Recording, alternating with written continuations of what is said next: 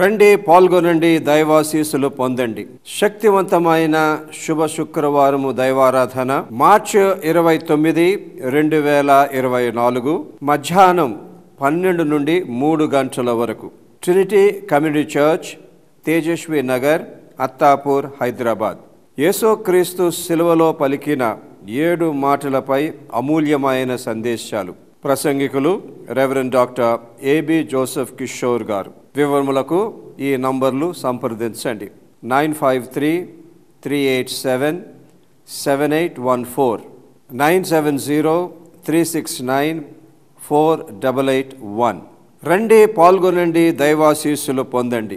ఆశీర్వాదకరమైన పునరుద్ధాన దైవారాధన మార్చి 31, 2024 ఉదయము 10:30 గంటలకు Trinity Community Church, Tejaswi Nagar, Attapur, Hyderabad. అద్భుతమైన పునరుద్ధాన సందేశము అందించువారు reverend doctor A B Joseph Kishore garu. వివరములకు ఈ నంబర్లు సంప్రదించండి. 953-387-7814, 970-369-4881. సమృద్ధి వాక్యం పరిశుద్ధ బైబిల్ పఠనకు మీ అందరినీ ప్రేమతో ఆహ్వానిస్తున్నాను. ప్రియులరా, ఈ కార్యక్రమాల్లో 2 పనులు మనం చేస్తూ ఉన్నాం. ఒకటి, బైబిల్కి సంబంధించినవి కానీ, విశ్వాసానికి సంబంధించినవి కానీ, అనుదిన క్రైస్తవ జీవితానికి సంబంధించినవి కానీ ఏమన్నా ప్రశ్నలు ఉంటే ఆ ప్రశ్నలకు నేను వాక్యానుసారంగా జవాబులు ఇస్తూ ఉన్నాను. చక్కని ప్రశ్నలు వేస్తున్నారండి. నిజంగా చాలా లోతైన ప్రశ్నలు వేస్తున్నారు. చాలా ప్రాముఖ్యమైన ఒక ప్రశ్న అడిగారు ప్రియులరా. అదేంటంటే, ప్రార్థన అన్నది యేసు ప్రభు నామములోనే చెయ్యాలి కానీ తండ్రి, కుమార, పరిశుద్ధాత్మ నామములో ఎందుకు చేస్తున్నారు? ఇక్కడ ఒక తేడా మీరు గమనించాలి. యేసు ప్రభు అన్నారు, మీరు నా నామములో ఏది అడిగినా. అది ఎప్పుడు అంటామండి? ప్రార్థన అయినా చివరిలో అంటామన్నమాట. ఈ ప్రార్థన యేసు ప్రభు నామములో చేస్తున్నాం. ఎందుకు?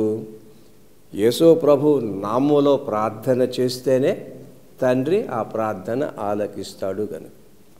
ఎందుకు? యేసు ప్రభువే మన ప్రధాన యాజకుడు. యేసు ప్రభువే దేవునికి మనకు మధ్యవర్తి, అంటే మీడియేటర్. యేసు ప్రభువే కనుక ఏ ప్రార్థన చేసినా యేసు ప్రభు నామములో చేస్తున్నాము అని చివరిలో అనడం చాలా ప్రాముఖ్యం. ఆ సంఘాల్లో ఎంత తప్పు చేస్తున్నారండి. మంచి ప్రార్థన చేస్తారు కానీ యేసు ప్రభు నామములో అడుగుతున్నామన్న మాట వదిలేశారు అందరూ. ఎంత భయంకరమైన శోధన అది. ఎందుకు వదిలేశారో నాకు తెలీదు. పెద్ద పెద్ద పాస్టర్లు మళ్ళీ వాళ్ళ సంఘాల్లో నేను వాక్యం చెప్పడానికి వెళ్ళినప్పుడు వాళ్ళు చేసే ప్రార్థనలు నేను వింటున్న ప్రార్థన. మరి ఎందుకు వాళ్ళు వదిలేశారో నాకు తెలియదు. యేసుప్రభు అన్న మాటలు ఎందుకు పాటించరండి? నా నామములో. అందుకే హెబ్రీ 10వ అధ్యాయం మీరు చూస్తే యేసు ప్రభు ద్వారా తండ్రి యొద్దకు వచ్చుటకు ఒక నూతన మార్గం, ఒక జీవము గల మార్గాన్ని పరమ తండ్రే తెచ్చాడు యేసు ప్రభు శిలువ ప్రాయశ్చిత్తమును బట్టి. యేసు నామమునంటే శిలువలో యేసు ప్రభువు చేసిన ఆ పాప ప్రాయశ్చిత్తమును బట్టే, తద్వారానే ఆయన మనకు ప్రధాన యాజకుడయ్యాడు గనుక, తద్వారానే ఆయన మీకు నాకు మధ్యవర్తి అయ్యారు గనుక ధైర్యముతో దేవుని సన్నిధానమునకు చేరుదామంటాడు అక్కడ వాక్యం. యేసు ప్రభు నామము లేకపోతే పరమ తండ్రి ఏ ప్రార్థన వినడు. సో తప్పకుండా చివరిలో యేసు ప్రభు నామములో ప్రార్థన చేస్తున్నాము అని చెప్పవలసిందే. అయితే మరి పరమ తండ్రికి ప్రార్థన చేయొచ్చా?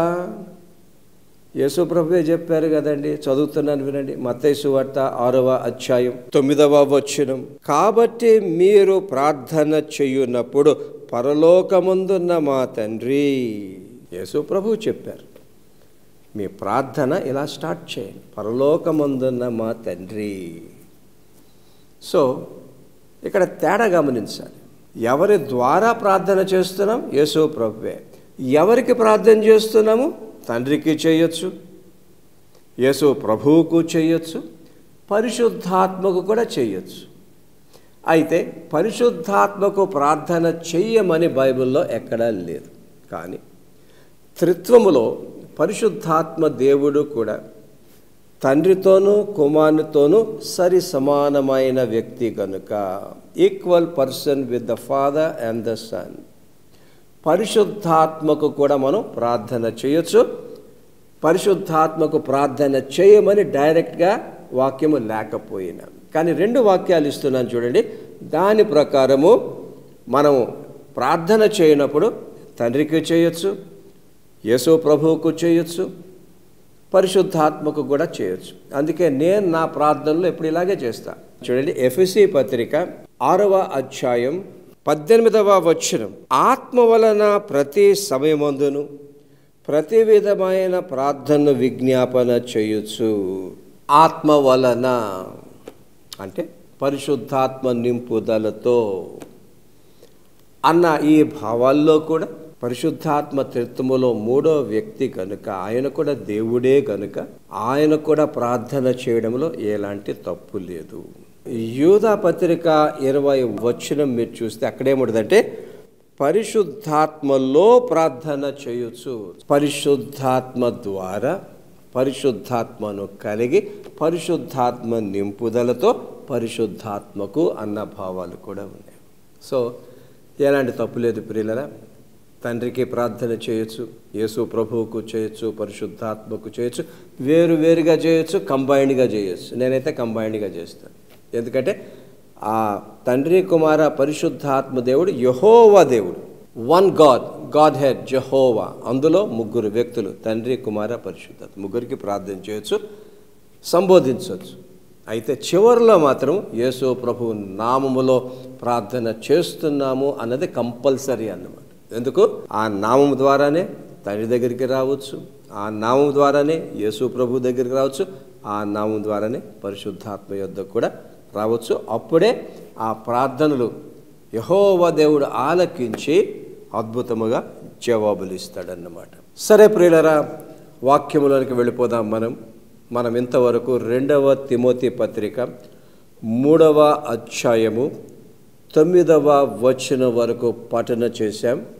ఇప్పుడు 10, 11 వచనాలు ధ్యానము చేద్దాం.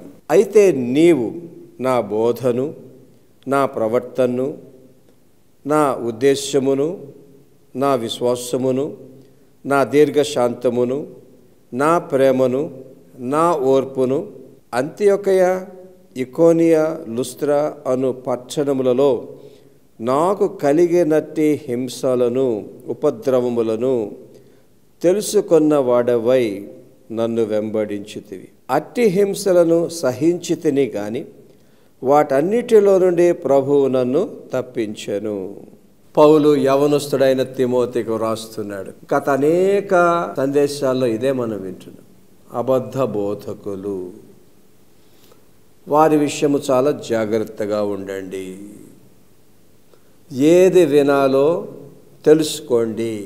వారు చెప్తున్న అబద్ధ బోధలను పసిగట్టండి. ఎలా కట్టగలమండి? చాలా సింపుల్ ప్రియులు. ఎవరేది బోధించినా అది యేసు ప్రభువును బోధించిన బోధ ఉండాలి.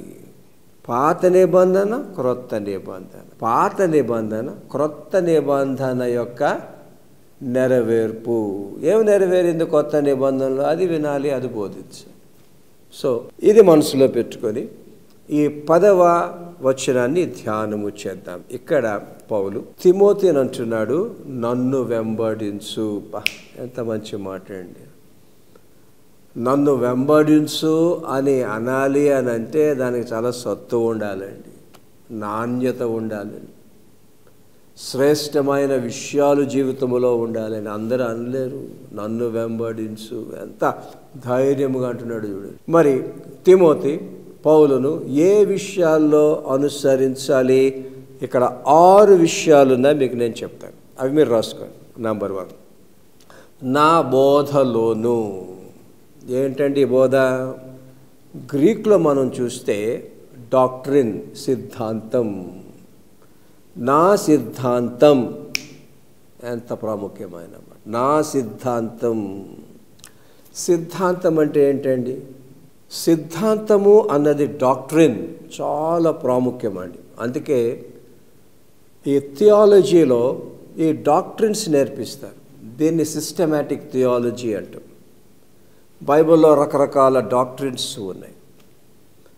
ఒక్కొక్క అంశం మీద బైబిల్లో ఎలాంటి సత్యాలు వ్రాయబడ్డాయి, అది డాక్ట్రిన్ అన్నమాట.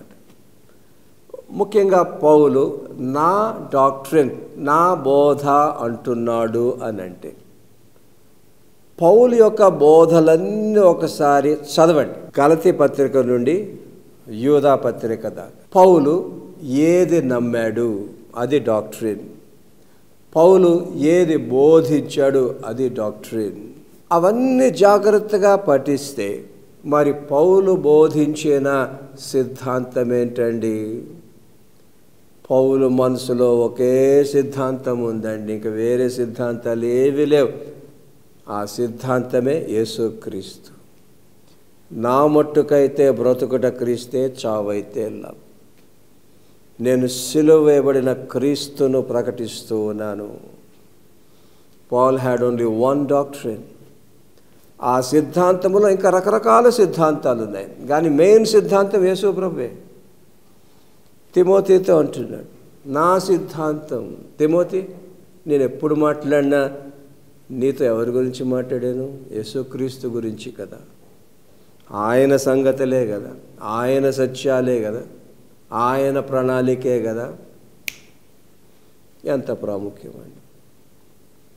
ఈనాడు సేవకులందరూ కూడా పౌలు ఏ సిద్ధాంతాన్నైతే అనుసరించాడు, ఏ యేసుక్రీస్తు సిద్ధాంతాన్నైతే బోధించాడో అదే బోధించాలి. వేరే సందేశం లేనేలేదు. ఎవరో చెప్పేశారు బైబిల్లో ఏదన్నా బోధించవచ్చు అని, అలాగే యేసుప్రభు అనలా. ఎవరు చెప్పారండి? బైబిల్లో నుండి పాత నిబంధనలు ఏ మూలకెళ్ళి ఏదో ఒక వాక్యం తీసుకొని గంటసేపు చెప్పమని యేసుప్రభు చెప్పారు ఎక్కడన్నా? ఎక్కడ చెప్పలే. మరి ఎవరు చెప్పారు వీళ్ళకి? సాంప్రదాయంగా తరతరాలుగా ఇదే జరుగుతుంది. మన పితరులు కూడా ఇదే చేశారు. బైబిల్ ఏదన్నా బోధించవచ్చు, పాత నిబంధన ఏదన్నా బోధించవచ్చు. నో, ఆదిమ శిష్యులకు యేసు ప్రభువు ఏది బోధించమన్నారో మనం అదే బోధించాలి. ఇక్కడ ఒక మాట పరిశుద్ధాత్మ దేవుడు చెప్పమన్నాడు, చెప్తున్నాను వినండి ప్రియులరా. యేసు ప్రభు అన్న బోధే మన సంఘాలకు, రక్షణ పొందిన మనకు, పాస్టర్లకు, ప్రసంగికులకు పునాది. 1 కొరింథీ పత్రిక 3వ అధ్యాయం 11వ వచనం, వేయబడినది తప్ప మరి ఒక పునాది ఎవడును వేయనేరడు, ఆ పునాది యేసుక్రీస్తే. యేసుక్రీస్తే మన పునాది. ప్రతి ప్రసంగంలో యేసుప్రభువే రావాలి. ప్రతి పాస్టర్ యేసుప్రభు గురించి చెప్పాలి. పాత నిబంధన విషయాలు చెప్తే దాన్ని యేసు ప్రభుకు అన్వయించి చెప్పాలి. కానీ పాత నిబంధన విషయాలు అక్కడ కథలు అలా చెప్పేసి అక్కడే ఊరుకోవడం, అది చేయడానికి యేసు ప్రభు మన పిల్ల. యేసు ప్రభు అనే సిద్ధాంతం సేవకులు ముఖ్యంగా, విశ్వాసులైన మీరు కూడా దేని మీద కట్టుకోవాలండి? యేసుక్రీస్తు అన్న పునాది మీద కట్టుకో. ఈ రోజుల్లో యేసుక్రీస్తును బోధించడం లేదు, యేసుక్రీస్తు పునాది అంటే కూడా ఎవరికీ తెలియదు. ఇష్టానుసారముగా వాక్యాన్ని దుర్వినియోగం చేస్తున్నారు, నీరుగా చేస్తున్నారు, సొంత ప్రయోజనాల కోసం వాక్యాన్ని బోధిస్తున్నారు. పోయిన వారం చెప్పుకున్నాం కదండి, అబద్ధ బోధకులందరూ కూడా ఎంబ్రే అనువారు ఏ రకంగా నాశనానికి వెళ్ళారు, వీళ్ళందరూ అలాగే వెళ్ళిపోతారు. యేసుక్రీస్తు అనే సిద్ధాంతాన్ని బోధించిన వారందరూ కూడా అలాగే వెళ్ళిపోతారు. అక్కడ కింద మీరు చదవండి. ఆ పునాది మీద కాకుండా ఏది బోధించినా ఏమవుద్దో వినండి ప్రియులరా. ఎవడైనను ఈ పునాది మీద బంగారము, వెండి, వెలగల రాళ్ళు, కర్ర, గడ్డి, కొయ్య కాలు మొదలైన వాటితో కట్టిన యెడల వాని వాని పని కనబడును, ఆ దినము దాన్ని తేటపరచును, అది అగ్ని చేత బయలుపరచబడును, మరియు వాని వాని పని ఎట్టిదో దాన్ని అగ్నియే పరీక్షించును. పాస్టర్లైనా, ప్రీచర్స్ అయినా, బోధకులైనా ఏది బోధించినా చివరిలో ఆ బోధలన్నీ కూడా అగ్ని పరీక్షకు గురి అవుతాయి. అది యేసుక్రీస్తు అన్న పునాది కాకుండా ఏ కథలు చెప్పుకున్నా, ఏ మాయలు చేసినా, ఏ తప్పుడు బోధలు చేసినా వారి బోధంతా కూడా ప్రియులరా అగ్నితో పరీక్షింపబడి బూడిదైపోతుంది, కాలిపోతుంది. అట్టివారు నష్టపోతారు. ఎంత జాగ్రత్తగా ఉండాలి. పౌలు తిమోతి అంటున్నాడు, బాబు నా బోధ నీకు వినిపించాను, ఆ యేసుక్రీస్తు బోధ నీకు వినిపించాను, ఇంకా దానికే నువ్వు కట్టుబడి ఉండు. ఇంకా చాలామంది వచ్చేస్తారు, రకరకాలుగా చెప్తారు, ఎవరిని అనుసరించకు, నువ్వు నన్నే అనుసరించు. అదే నెంబర్ 2. నా ప్రవర్తనను, ఇక్కడ ప్రవర్తన అంటే ప్రియులరా సేవలో పౌలు కనపరిచిన ప్రవర్తన. ఎలా సేవ చేశాడు, విశ్వాసుల పట్ల ఎలా ప్రవర్తించాడు, మరి ఇతర జనుల ఎడల ఎలా ప్రవర్తించాడు. ప్రవర్తన, నా ప్రవర్తన. పరిచర్యలో పౌలు ప్రవర్తన ఎప్పుడు మర్యాదగా ఉండిందండి. పరిచర్యలో పౌలు ప్రవర్తన ఎప్పుడూ కూడా విశ్వాసులను కట్టేదై ఉన్నదండి. పరిచర్యలో పౌలు ప్రవర్తన ఎప్పుడూ కూడా విశ్వాసులకు ప్రయోజనకరముగా ఉండిందండి. ప్రభు అడుగుతున్నారు, సేవకులారా మీ ప్రవర్తన, మీ సేవ నా దృక్పథములో క్రీస్తు అన్న పునాది మీద ప్రజలకు ప్రయోజనకరముగా ఉన్నదా లేదా? లేకపోతే మీకు ఇష్టానుసారంగా మీరు బోధిస్తూ వాళ్ళకేదో ప్రయోజనం అంటున్నారు కానీ వాళ్ళకి ఏది రాదు, వారి ద్వారా మీరు ప్రయోజనం పొందుతున్నారు, నష్టపోతారు. జాగ్రత్త. పౌలు ప్రవర్తన ఎంత అద్భుతమైన ప్రవర్తన. నా బట్టుకైతే బ్రతుకుట క్రీస్తే, చావైతే లాభం. ఒక్క ప్రవర్తన, జీసస్ జీసస్ జీసస్. సిలువబడిన క్రీస్తే, అంత క్రీస్తుకు సంబంధించినవే. ప్రతి మాటలో, ప్రతి పుస్తకములో, ప్రతి వచనములో, ప్రతి ఆలోచనలో క్రీస్తే క్రీస్తే క్రీస్తే. ఆ క్రీస్తుకు సంబంధించిన ప్రవర్తనే సేవకులకు మనం నేర్చుకుందాం. మన ప్రవర్తన అంతా కూడా యేసు క్రీస్తు మీద కేంద్రీకృతమై ఉండాలండి. ఆ యేసు క్రీస్తు మన ప్రవర్తనలో కనబడాలి. మన ప్రసంగాల్లో యేసు ప్రభువును కనపరచడం కన్నా మన ప్రవర్తనలో యేసు ప్రభువును కనపరిస్తే ఎంత గట్టి పునాది విశ్వాసాలు కట్టినట్టు అవుతుంది. మనందరికీ తెలుసు కదా ప్రియులారా, మనం చెప్పే 100 ప్రసంగాల కన్నా మనల్ని చూసి విశ్వాసులు ఎక్కువగా అనుసరిస్తారు. సంఘములో కూడా పాస్టర్లను చూసి విశ్వాసులు అనుసరిస్తారు. కళ్ళ ముందు ఉన్నారు కదా, ఆయన అలా చేస్తే నేను ఎందుకు చేయకూడదు? సేవకులు ఎంత నిష్ఠగా ఉండాలి, ఎంత ఖచ్చితంగా ఉండాలి, ఎంత పరిశుద్ధంగా ఉండాలి, ఎంత పవిత్రంగా ఉండాలి. వారి ప్రవర్తన క్రీస్తుకు మహిమ తెచ్చే ప్రవర్తనగా ఎంత అద్భుతంగా ఉండాలి. పౌలు తిమోతితో అంటున్నాడు, నా ప్రవర్తన. బా, ఆ మాట అనాలంటే ఎంత నాణ్యత ఉండాలండి. మరి పౌలుకు అంత నాణ్యత ఉండింది కనుక అంటున్నాడు నా ప్రవర్తన.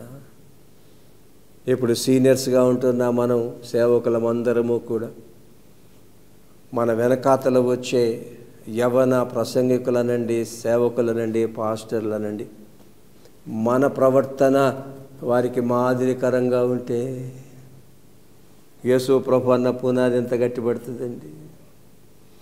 మన ప్రవర్తనే చెడిపోతే, మన ప్రవర్తన యేసు ప్రభు అన్న పునాది నుంచి కదిలిపోతే, ఆ పునాది నుంచి కదలబడిన తర్వాత మనం వేసే వేషాల కన్నా మన తర్వాత వచ్చే యవనస్తులు ఇంకా అద్భుతమైన వేషాలు వేస్తారు. వాళ్ళంతా తెలివిగలరు.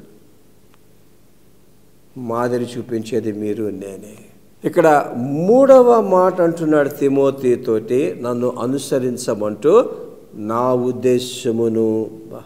పౌలు మనసులో ఏ ఉద్దేశం ఉందండి? ఆయన మనసులో ఏ లక్ష్యం ఉందండి? ఏ గురి ఉందండి? మనం పౌలు రాసిన ఆ పత్రికలన్నీ చదివితే యేసు ప్రభువు మాత్రమే పౌలు ఉద్దేశం. యేసు ప్రభువునకు సంబంధించిన మాత్రమే పౌలుకు ఉద్దేశాలు. వాటినే బోధించాడు, వాటినే విశ్వసించాడు, వాటి కోసమే హతసాక్షిగా మరణించాడు. నా ఉద్దేశమును తిమోతి జాగ్రత్తగా ఉండయ్యా. పరిచర్యలో ఈ తప్పుడు బోధకులు రకరకాల ఉద్దేశాలు ఇచ్చేస్తారు. నీకు డబ్బు ఎలా సంపాదించాలో చెప్తారు, శ్రమ పడకుండానే కొండ ఎలాగెక్కాలో చెప్పేస్తారు, వారి స్థావరాలు అవధులు లేకుండా ఎలా విస్తరింపజేసుకోవాలో మీకు చూపించేస్తారు. ఇవన్నీ కూడా లోక సంబంధమైన పద్ధతులు నీకు చూపించి యేసు ప్రభువులో లేని ఉద్దేశాలు కాకుండా భిన్నమైన ఉద్దేశాలు నీకు చూపించి నీ మార్గము మళ్ళిస్తారు. జాగ్రత్త. పరిశుద్ధాత్మ దేవుడు చెప్పమంటున్నాడు, ఇప్పుడిప్పుడు ఎవరైనా యవనస్తులు సేవలోనికి రావాలి అని అంటే రండి తప్పకుండా. సేవకు మించిన ఆశీర్వాదం ఇంకోట్లేదు, సేవకు మించిన పరిచర్య ఇంకోట్లేదు. తప్పకుండా రండి ప్రభువు పిలిస్తే. కానీ ఈ తప్పుడు బోధకుల ఉద్దేశాలు మాత్రం మీరు అనుసరించకండి. ఆ తప్పుడు బోధకుల ఆ మార్గాల్లోనికి మీరు వెళ్ళకండి. పరిచర్యలో ఉద్దేశం ఏంటో తెలుసుకోండి. ఒకే ఒక ఉద్దేశం ఉన్నది, యేసుక్రీస్తు, ఆయన సువార్త, ఆయన బోధలు.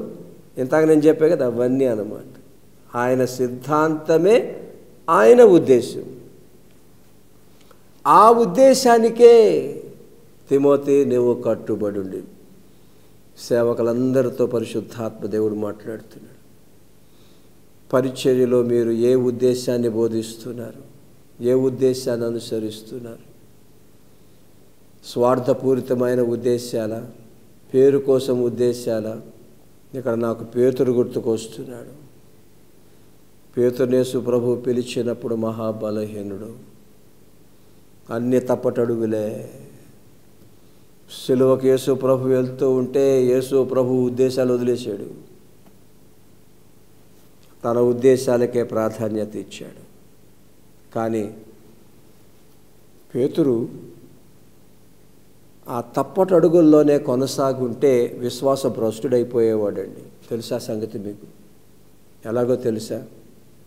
3 సార్లు యేసు ప్రభు ఎవరో నేను ఎరుగను అని బొంకాడు. దానికి మించిన పాపం ఇంకోట్లేదు. యేసు ప్రభు ముందుగానే పేతురుకు తేటగా చెప్పారు, బాబు నీవు నన్ను ఎరుగను అంటే సారీ, నా దేవతలతో వచ్చినప్పుడు నిన్ను కూడా నేను ఎరుగను అని చెప్తాను. పేతురే కానీ నేను క్రీస్తును ఎరుగను అంటూ ఆ స్థితిలోనో మరణించి ఉంటే విశ్వాసభ్రష్టుడైపోయేవాడు. కానీ ఒక పని చేశాడు, తాను చేసిన తప్పులన్నీ కూడా గ్రహించాడు. మత్తయి సువార్త 26:57 మీరు చూస్తే అక్కడ పేతురు ప్రభు ఉద్దేశాలు ఉల్లంఘించినందుకు పశ్చాత్తాపడ్డాడండి. కన్నీరు కార్చాడు, సంతాపపడ్డాడు, క్షమాపణ కోరుకున్నాడు. నన్ను కరుణించు ప్రభు అని ప్రాధాయపడ్డాడు, క్షమింపబడ్డాడు. తద్వారా రాను రాను కూడా పేతురు యేసు ప్రభు ఉద్దేశాలు నెరవేర్చింది. కానీ యూదా ఇస్కరియోతు కూడా శిష్యుడే, కానీ విశ్వాసభ్రష్టుడైపోయాడు. యేసు ప్రభు ఉద్దేశాలు ఎప్పుడు కూడా లక్ష్య పెట్టలే, ఎప్పుడు తన ఉద్దేశాలే. పోయి యేసు ప్రభు డబ్బు సంచి కూడా యూదా చేతిలోనే పెట్టారు. ఎప్పుడు కొట్టేయడమే, డబ్బు ఆశ. చివరికి ఆ డబ్బు కోసం యేసుప్రభు కూడా అమ్మేసుకుంటుంటే, కానీ ఎక్కడా కూడా పశ్చాత్తాపడినట్టు లేదు. అందుకే యేసు ప్రభు మరణించక ముందే ఆత్మహత్య చేసుకొని పేగులన్నీ బయట పడులాగున దిక్కుమాలిన చావు చచ్చాడు. ఇద్దరికి తేడా ఏంటి? ఇద్దరూ కూడా యేసు ప్రభుకు అన్యాయం చేశారు, పేతురు యూదా.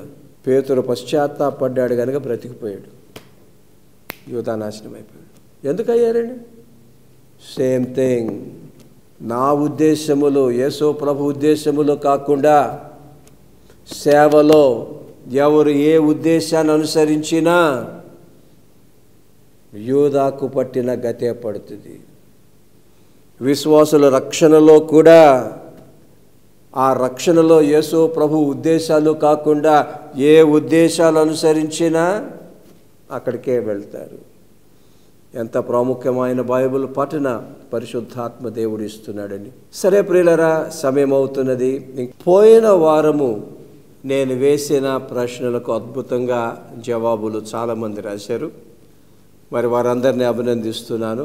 వారి పేర్లు ఈ రకంగా ఉంటూ ఉన్నాయి. వర్ధమానరావు గుంటూరు, రాజ్యలక్ష్మి గారు టంగుటూరు, సహోదరుడు Jonathan Gangavathi Karnataka, sister Mahalakshmi Qatar, sister Nagamani Visakhapatnam, brother Subrahmanyam Uttar Pradesh, సహోదరి భారతి కుమార్ గల్ఫ్, సహోదరి Glory Kadapa, D Mithusha, Garnapudi baby Guntur, doctor Yashoda Patel, సహోదరి పి మాలతి పాల్, సహోదరి డి మేరీ సుజాత, సహోదరి చంద్రవతి, సహోదరి ఫీబీ శేఖర్, కుమారి డి దీప్తి కేరళ్. కంగ్రాచులేషన్. ఈరోజు మీకు నేను ఇచ్చిన సందేశానికి సంబంధించిన ప్రశ్నలు రాసుకోండి ప్రియులరా. నంబర్ 1, పౌలు తిమోతిని ఎవరిని అనుసరించమన్నాడు?